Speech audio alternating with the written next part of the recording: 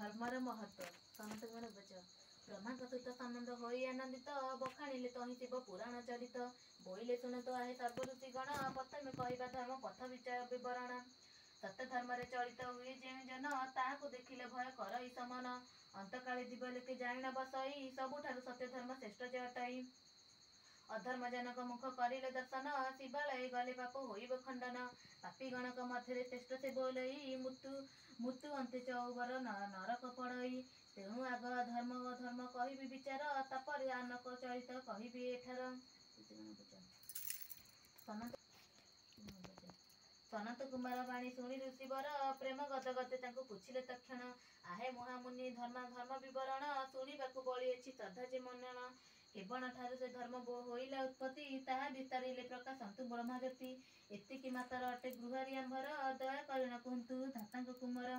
ऋषिगण वचने सनत कुमार बोइले शुणतु धर्म धर्मर विचार अति निगम वचन अटै जे एही एकमात्र सदाशिव भेदिथिले तहि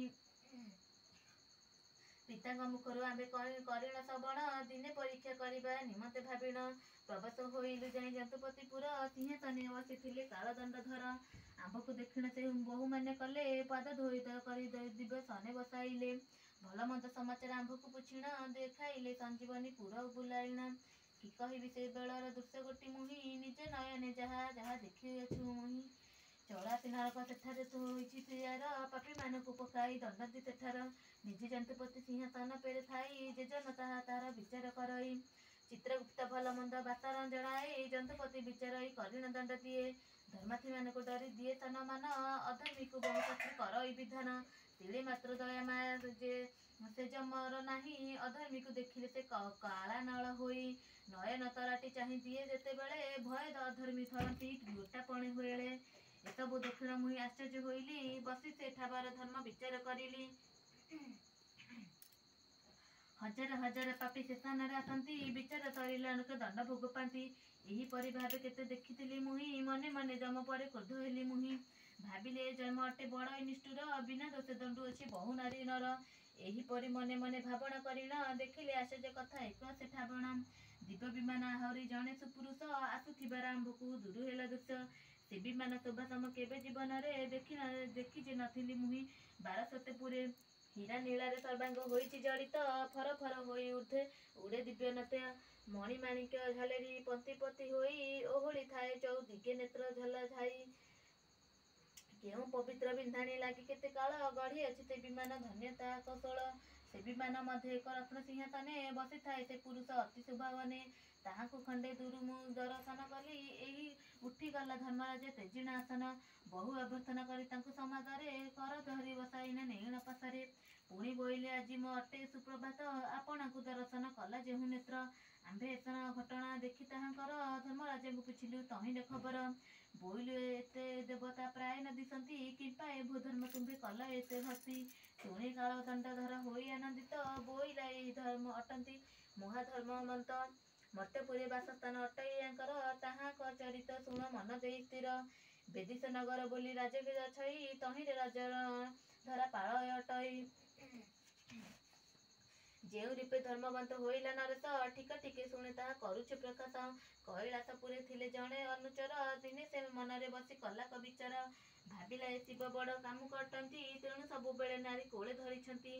ଆବର ଏକ ନାରୀକୁ ମୁଣ୍ଡରେ ବସାଇ ହାସ୍ୟ ରସ କୌତୁକେ ମାତୁଛନ୍ତି ଏହି ରମଣୀଙ୍କ ପରେ ବଡ଼ ଶରଧା ତାଙ୍କର ସେ ରୋଗ ନିମିଷେ ନ କରୁଛନ୍ତି ଅନ୍ତର ମୁଁ ଯେବେ ଦିବ୍ୟ ସୁନ୍ଦର ନାରୀଟିଏ ହେବି ତା ବଦଳରେ ବହୁତ ବରପାକ୍ତ ହେବି ଏକଥା ମନରେ ବିଚାରନ୍ତି ଅନୁଚର ଯୋଗ ମାୟା ଭାବିନି ସେ ଜାଣିଲେ ସତର